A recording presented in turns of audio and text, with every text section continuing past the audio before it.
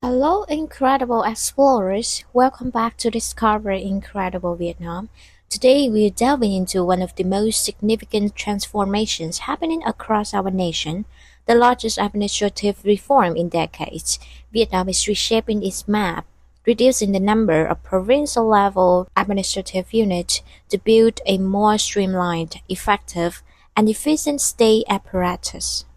Vietnam is undergoing a major restructuring, reducing its provincial-level administrative units from 63 to 34, which will include six century-run cities and 28 provinces. This presents a remarkable 46% cut in provincial-level entities. The process also involves a drastic reduction in lower-level units, with the number of communes and wards expected to decrease by 67%, from 10,035 to 3,321, and the entire district-level administration, 696 units, will cease to operate. These transformations mean many familiar provincial names will merge to form new, larger entities. For instance, Tuyên Quan and Hà Giang will merge into Tuyên Quan Province. Lào Cai and Yên Bái will become Lào Cai, and Hải Dương will join with Hải Phòng to form Hải Phòng City. Notably, Ho Chi Minh City will expand significantly by merging with Bà Rịa Vũng Tàu and Bình Dương. Totally, 23 provincial-level units are undergoing mergers. However, 11 provincial-level units, including Hanoi, Huế City, and provinces like Lai Châu, Điện Biên, and Thanh Hóa, etc., will not be merged. The new administrative structure will operate as a two-tiered local government model, moving from the current three tiers. The district level is set to conclude its role once the National Assembly approves the revised constitution, a law on organization of local government. The administration will be restructured into three levels: central, provincial or city, and commune, ward. So, why is this massive undertaking happening now? This strategic move is a crucial part of Vietnam's broader administrative reform agenda, aiming to build a more agile, effective, and efficient state apparatus that can better serve socio-economic development and international integration. The Politburo's conclusion number 126 KLTW in February 2025 explicitly emphasized the need to review and rearrange administrative units that no longer meet standards regarding size and population. Before the mergers, only about 32% of Vietnam's 63 provinces and cities met the required standards for both area and population, with 16 localities failing to meet either. For instance, Mountainous Province should have at least 8,000 km square and 0.9 million people, while other provinces need over 5,000 km square and 1.4 million people. This fragmented structure was deemed too inefficient for modern governance.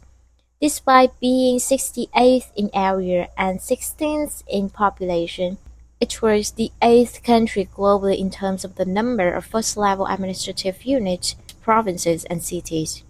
The average size of Vietnamese province was about 5,000 km square, significantly smaller than the global average of 33,650 km square. This reform aims to bring Vietnam's administrative structure more in line with international norms, where most countries with similar population densities have fewer than 40 first-level administrative units.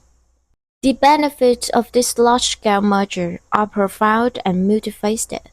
Firstly, it promises significant budget savings by streamlining administrative bodies and political social organizations at the provincial level. The number of civil servants will be reduced, leading to hundreds of billions of VNG saved annually from recurring expenditures like salaries and office costs.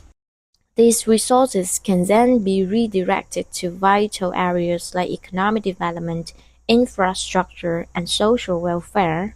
Secondly, these mergers are set to enhance the effectiveness of governance and leadership. With larger administrative units, the capacity for planning and execution will improve, allowing for more comprehensive and long-term policies. This reorganization will also optimize infrastructure and public services, avoiding overlaps and creating economies of scale. Thirdly, the restructuring will stimulate regional linkages and economic development. By consolidating areas with similar geographical, cultural, and economic potentials, larger economic administrative hubs will emerge, better positioned to attract investment and foster sustainable growth. This aligns with Vietnam's national strategy for regional and urban development aiming to reduce dispersed resources and boost economic competitiveness. After the merger, a remarkable 85% of the 34 new provincial-level units are expected to meet population and area standards, a significant leap from the previous 32%. A truly exciting outcome is the increased access to the sea for many previously landlocked localities, opening up to new development opportunities. After the mergers, 67% of the new provinces or cities will be coastal and have port systems, up from 54% previously.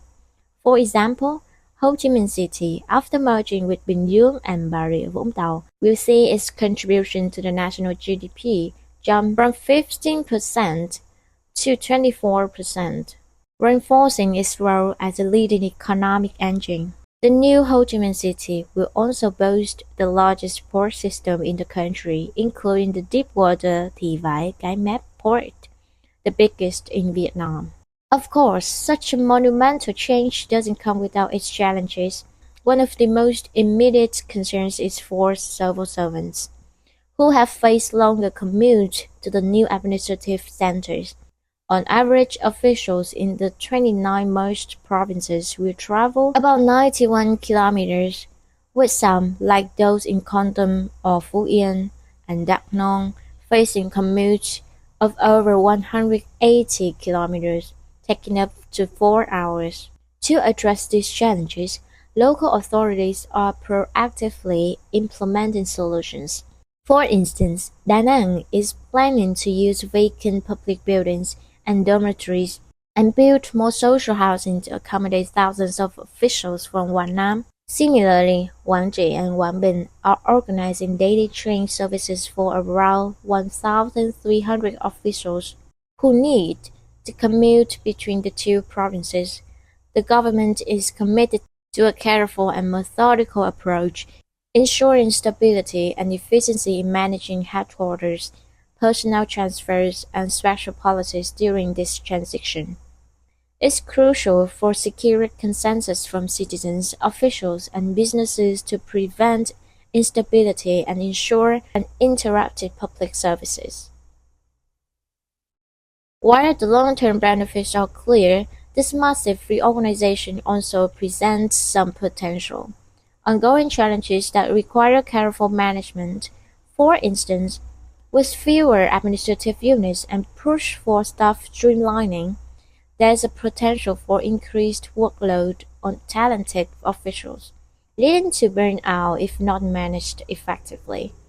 The sources suggest that staff will be streamlined and high-quality officials will be retained, which could implicitly mean more responsibilities for fewer people. But they do not explicitly state that burnout due to increased workload is a current acknowledged challenge.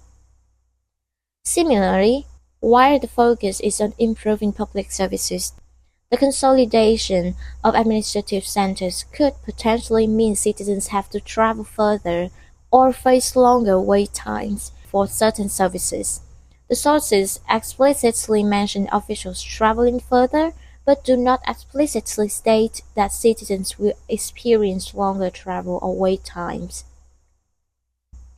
Furthermore, Vietnam is moving toward governance by digital transformation. This increased reliance on online systems, while beneficial, but lead to temporary overload or technical glitches, potentially causing delays in processing applications.